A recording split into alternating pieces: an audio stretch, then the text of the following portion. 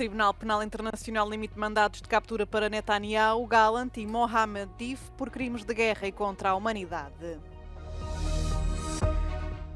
Ataques noturnos israelitas fazem dezenas de mortos em Gaza. Total de vítimas mortais no território supera as 44 mil. Estados Unidos vetam resolução do Conselho de Segurança da ONU a pedir cessar-fogo incondicional na faixa de Gaza. Continua a escalada da guerra. A Rússia diz ter abatido 2 mísseis de longo alcance de fabrico britânico. Ministro dinamarquês da Defesa confirma suspeita de sabotagem dos cabos submarinos. Navio chinês é suspeito.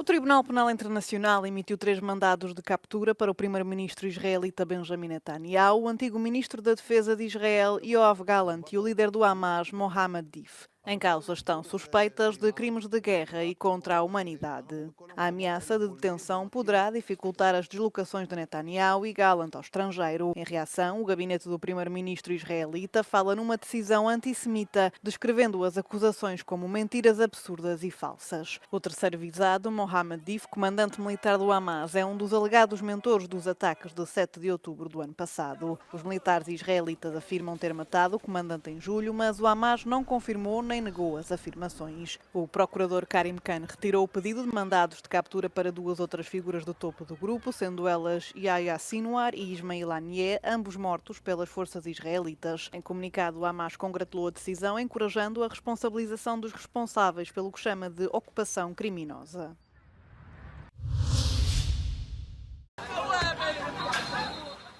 O norte e o centro da faixa de Gaza foram palco de uma vaga de ataques israelitas durante a noite de quarta-feira, que se prolongaram até à manhã desta quinta-feira. Pelo menos 66 pessoas morreram e mais de 100 ficaram feridas em Bet Laifa, no norte, e outras 22 foram mortas num bairro no norte da cidade de Gaza.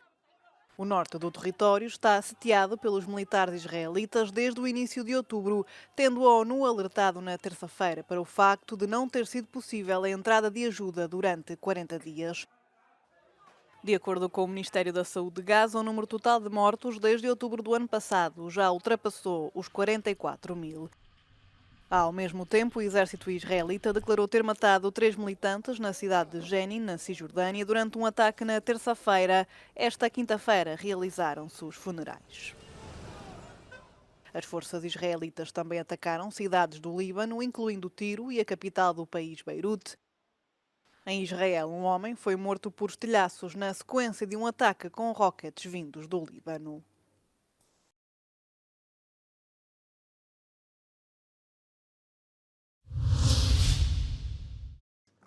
Os Estados Unidos vetaram uma resolução do Conselho de Segurança das Nações Unidas que apelava a um cessar-fogo imediato entre Israel e o Hamas em Gaza. A resolução pede um cessar-fogo imediato, incondicional e permanente, assim como a libertação imediata e incondicional dos reféns. Os Estados Unidos contestam a linguagem, dizem que o cessar-fogo não pode ser incondicional. Let me say this clearly. There are still 7 American citizens in the hands of Hamas. We will not forget them. For our part, we will continue to pursue a diplomatic solution that brings peace, security, and freedom to Palestinians in Gaza. O Senado norte-americano também rejeitou uma tentativa do antigo candidato presidencial Bernie Sanders de bloquear a venda de armas ofensivas a Israel. O senador disse que isso não impediria Israel de se defender de ataques e que uma forte maioria dos cidadãos norte-americanos se apoia ao financiamento da máquina de guerra de Netanyahu. But Prime Minister Netanyahu's extremist government has not simply waged war against Hamas. It has waged an all-out war against the Palestinian people. Desde o início da guerra de Israel contra o Hamas a 7 de outubro do ano passado, mais de 44 mil palestinianos perderam a vida, segundo as autoridades sanitárias locais.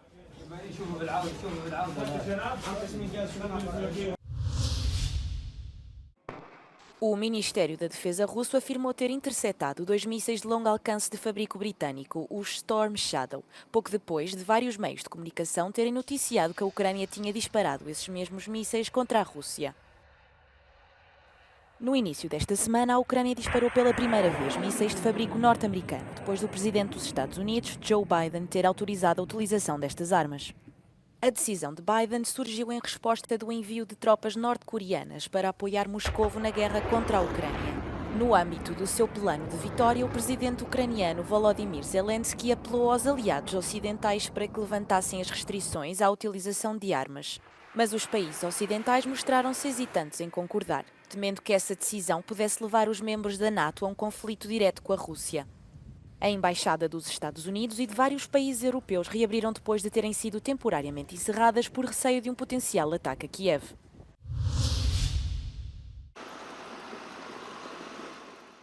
Milhares de soldados da NATO estão a treinar com artilharia no Círculo Polar Ártico, na Finlândia, a apenas 100 km da fronteira russa.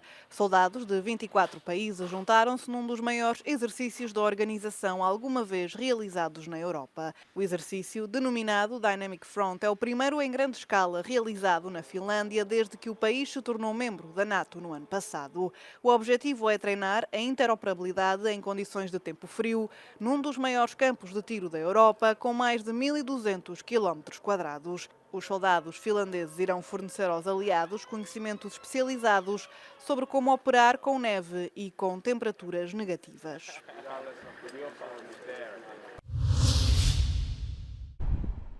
O ministro da Defesa da Dinamarca confirmou que há suspeitas de sabotagem no caso dos cabos submarinos danificados no Mar Báltico. I Østersøen, der vil jeg gerne gøre klart, at det ser jeg selvfølgelig på med stor alvor, ikke mindst i lyset af den aktuelle udenrigs- og sikkerhedspolitiske situation. Jeg noterer mig også, at man fra både tysk og svensk side offentligt har sagt, at man har mistanke om, at der kan være tale om sabotage. Og så frem det er tilfældet, er det selvsagt meget bekymrende. As declarações foram feitas depois do exército dinamarquês ter anunciado que está a monitorizar um navio chinês avistado nas águas do país apenas 2 dias depois dos cabos terem sido cortados. Os dados de localização mostram que o Ipeng 3 está ancorado no Estreito de Kattegat entre a Dinamarca e a Suécia. Os agricultores franceses prosseguiram com os protestos na quinta-feira no 4º dia de mobilização contra um acordo de comércio livre com os países do Mercosul, exigindo também um rendimento digno. Na quarta-feira chegaram a bloquear o porto comercial de Bassin, perto de Bordeaux, com cortejos de tratores. Colocaram mesmo pneus no chão para bloquear o acesso ao grande porto marítimo onde são importados os cereais. On reste aussi longtemps que Madame la ministre de l'Agriculture ne nous aura pas signé un papier en nous disant dans 15 jours, elle peut le faire dans 15 jours, hein, vous êtes sur les mêmes règles que tous les Européens. Il y a des règles européennes, on demande au moins ça. On nous impose tel produit, il faut nous interdire tel produit à l'étranger. Tous ces produits interdits, chez nous, sont en libre-service chez eux. O governo francês opõe-se firmemente ao acordo da União Europeia com o Mercosul, mas os agricultores franceses insistem que querem que o presidente Emmanuel Macron faça mais para ajudar, num momento de crescente descontentamento com a concorrência estrangeira. Espanha anunciou uma reforma na sua política de migração, que irá conceder autorizações de residência e de trabalho a cerca de 300 mil imigrantes que chegam sem documentos durante os próximos 3 anos. A reforma vai simplificar os procedimentos de obtenção de vistos, permitindo que os imigrantes se registrem como trabalhadores independentes ou assalariados. Vai ainda conceder direitos laborais adicionais.